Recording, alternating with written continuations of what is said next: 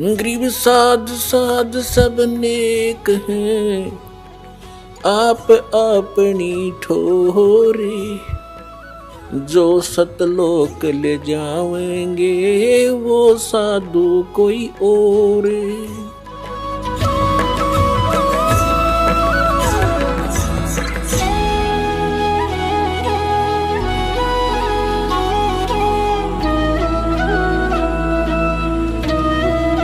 कबीर साहब कहते हैं, होले सुहागन सुरता त्यारे, मालिक गिरी जाना है तू तो।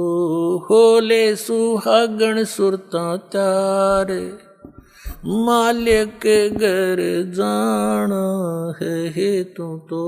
होले सुहागन सुरता त्यारे, मालिक गिर जाना है तेरा। सोन शेखर बरतार, मालिक गिर जाना है। क्या बताते हैं? सुरता यहाँ आत्मा को कहा जाता है कि होले सुहागन सुरता त्यार, तूने मालिक घर जाना है। सुहागन का अर्थ है जिस आत्मा ने, जिस प्राणी ने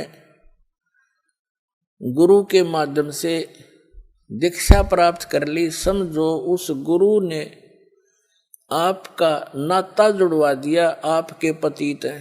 आत्मा का पति परमात्मा है। तो जिनको उपदेश दीक्षा मिल गई वो सुहागन होगी, और जिन्होंने नाम लिया नहीं है तो अभी कंवारी आत्माएं हैं। तो अपने पति के घर तो सुहागन ही जाएगी, यानी जिसका नाता सगाई ब्याह हो गया वही जाएगी। तो यहाँ परमात्मा इस आत्मा से कहते हैं, होले सुहागन सुरता त्यार, मालिक घर जाना है तेरा। सुन शिखर बरतार, तेरा पति सुन शिखर में, शून्य स्थान पर, सबसे ऊपर की चोटी पर, उस सतलोक के अंदर तेरा पति रहता है। होले सुहागन सुरता त्यारे, मालिक गिरी जाना है तू तो। होले सुहागन सुरता त्यारे, मालिक घर जाना है तेरा। सोन शेखर बरतार, मालिक घर जाना है। नाले धोले ओढ़ पैर लेकर 16 श्रृंगार, नाले धोले ओढ़ पैर लेकर 16 श्रृंगार। आज नहीं तय तड़के परसों आवेंगे तेरे लड़ियार, मालिक घर जाना है तू तो।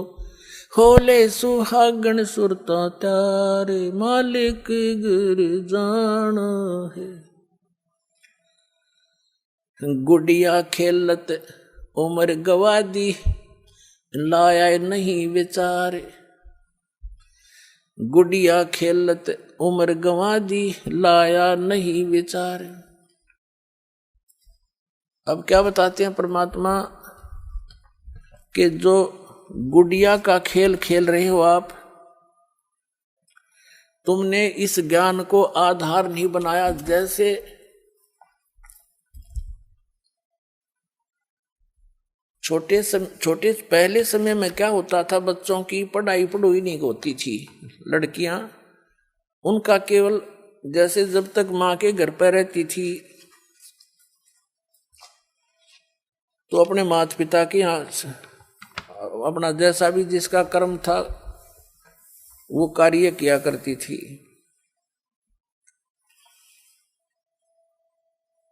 और फिर अपने पति के घर जा करके अपने क्रिया में व्यस्त हो जाती थी। तो जब तक लड़की छोटी होती थी, छोटी छोटी लड़कियां क्या करती थी, जैसे बड़ी बहनों की या बुआ की जिसकी शादी हो चुकी होती है उसके लिए पहले दहेज तैयार करा करते हैं। और हमने देखा हमारी जो बड़ी बहनें थी उनके लिए घर पे ही टेलर को बुला लिया जाता था। और वो ऐसी व्यवस्था थी,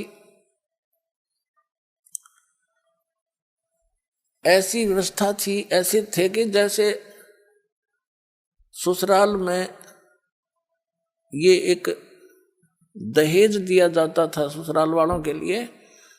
आगे वालियों की 25 तील माने सूटों के सेट, और फिर उन तगलियां के और 10 न्यारे, लड़की के अलग से, सासू ससुरिया के, नंदा के न्यारे। तो ऐसे वो बनाया करते थे, उनको अलग अलग सेट करके रख दिया करते थे, ये लेने देने की, ये पहनने की। तो छोटी लड़कियां जो देखा करती थी तो फिर वो क्या करती थी, जो टेलर आता था कपड़े सिलता था, उसमें से छोटे छोटे टुकड़े बच जाते थे, वो छोटी बहन उठा लेती थी और उनको ऐसे सत्तून की तह बना बना कर रख लेती थी। एक गठड़ी बांध लिया करती, ये 25 तीड़ आगली की, ये 15 पछलियां की, या गुड्डों की, 10 गुड्डी की, 10 दुल्हे के, एक गुड्डा बना लेती अपना, एक गुडिया उन्हीं कपड़ों में 2 बना लेती थी। और फिर उनका ब्याह करती थी। फिर उनके कपड़े, ये तेरी दूसर की, ये तेरे फलाने की, वह गठड़ी बांध लेती थी। और उसके उस चीथड़ों में से कोई दूसरा भाई बहन एक आध चीथड़ा निकाल लेता, वो टुकड़ा रो रो कर रोदन मचा देती। वह उसको कोई पूछता, बेटी क्यों रो रही है बहन, तो वह कहा करती, हाय मेरा सूट निकाल लिया, हाय मेरा सूट निकाल लिया। अरे क्या किसा सूट था, वो फिर उसने धमकाओ, ला इसका सूट का, वो लिखा इतना चीथड़ा, वो इतना कपड़ा, उसने नो कहा यूं था, हाँ यूं है, यूं दे मेरा उल्टा है। फिर वह शांत होगी। उस चीथड़े ने वह सूट मान रही थी तिल। और जब उस बेटी का विवाह हो जाता है, युवा हो जाती है, तो फिर उसको ओरिजिनल तो दूल्हा मिले, वो तो गुड्डा गुडिया गेल खेला करती, और ओरिजिनल सासू ससुरिया का बेरा पट्टे, ओरिजिनल सूट दिखे उसने। फिर उसको कोई ये कहे कि तू आजा गुड्डा गुडिया का खेल खेल ले, सपने में भी ना खेल लेवा। तो पुण्यात्माओं, जब आपको उस सतलोक वाले दुल्हे का ज्ञान हो जाएगा, सब आत्माओं का एक का पति है, वो एक ही मालिक है। और फिर वहां जो सुख होगा, आप यहाँ संसारिक इन सुखों को, एक बेटा हो जाए, एक बेटी हो जाए, कार हो जाए, कोठी हो जाए, कहते ये तो गुड्डा गुडिया के खेल हैं, और ये असंग जन्म हो गए तुमने खेल त्याने, ये गुड्डे भी समाप्त, तुम भी नष्ट, और फिर गधे गधी बनकर फिर धक्के खाते फिरो। अब क्या बताते परमात्मा, जिन बहनों की इस लोक लाज में आके, या वैसे विशेषकर बहनों को ज्यादा प्रेरणा रहती है, क्योंकि ये माइयां जो होती हैं, कोई ना कोई आकर उसका इंजेक्शन लगा जाती है, हे भगवान एक बालक तो चाहिए था इसके, वह ना चाहती ना, फिर भी उमंग पैदा कर दिया उसके। और इस ज्ञान से पुण्यात्माओं यो कति नाश हो जाएगा, जब थोड़ा सा ध्यान दोगे, सच्चाई से परिचित हो जाओ, फिर भगवान देव तो उसका अपना, उसको उसी ढंग से हम डील करेंगे और प्यार से रहेंगे। भगवान की भक्ति बच्चों से भी कराएंगे, आप भी करेंगे, उनका भी मोक्ष हो जाएगा। और भगवान चाहता है कि तुम पीछा छुटवाओ यहाँ से, तो फिर जानबूझ का अपने गल में लठ बांधना ना चाहिए। जैसे पशु के गले में एक बांध दिया कर दे खुट्टा सा, नौ चालन दे गट्टिया पे लग गए, और फिर भी आपने शौक है तो वो भी बांध देंगे, कोई चिंता ना करियो, कदे कोई इस बात में दुख मान जा।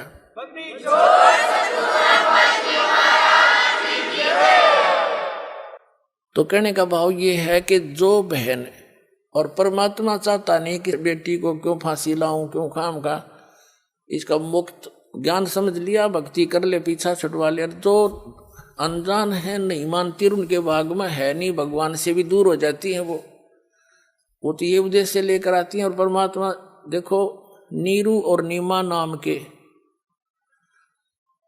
जो 2 जुलाहा थे, वो जुलाहा जुलाही थे, वो 62 साल की उम्र होगी थी उनकी, कोई संतान नहीं थी। परमात्मा ने उनको ये गले में लठ बांधना उचित नहीं समझा उनके, संतान नहीं दी, उन्हें सिर पटक लिया और स्वयं आगे बालक रूप धारण करके कमल के फूल पर प्राप्त हो गए। उनका वो दिल भी डांट दिया और उनका संस्कार भी मिटा दिया, क्योंकि वो तो समर्थ आगे, उन्हें जरूरतें ना थी।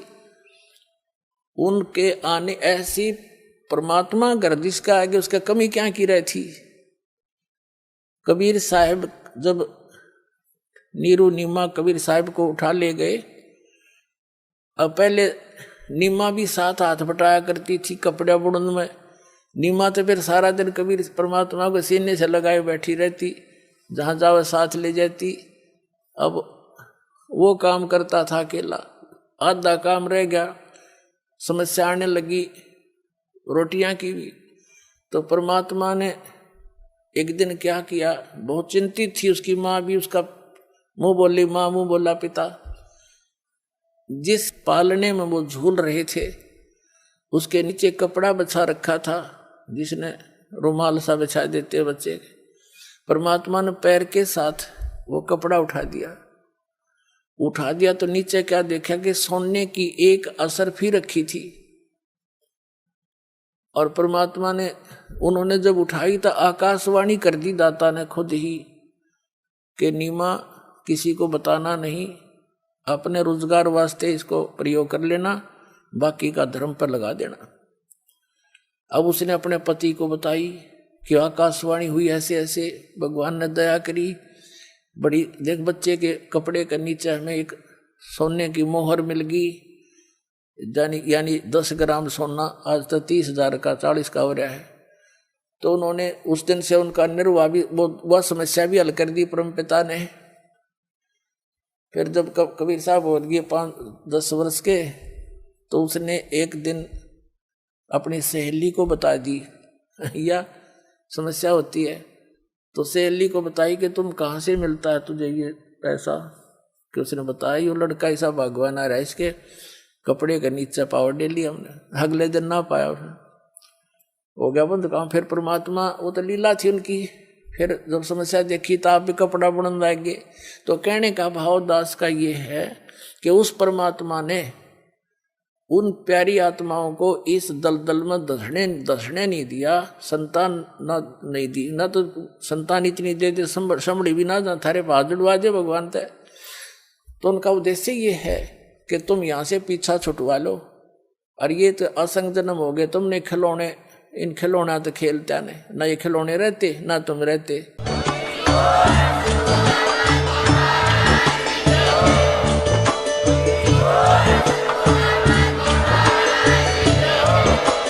आप सुन रहे थे जगत गुरु तत्वदर्शी संत रामपाल जी महाराज जी के मंगल प्रवचन। अधिक जानकारी के लिए विजिट कीजिए हमारी वेबसाइट www.jagatgururampalji.org। संत रामपाल जी महाराज जी के शुभ आशीर्वाद से पूरे विश्व भर में 500 से भी ज्यादा नाम दीक्षा केंद्र हैं, जिन पर संत रामपाल जी महाराज जी द्वारा ऑनलाइन निःशुल्क नाम दीक्षा दी जा रही है। अपने नजदीकी नाम दीक्षा केंद्र का पता करने के लिए संपर्क करें 8222880541।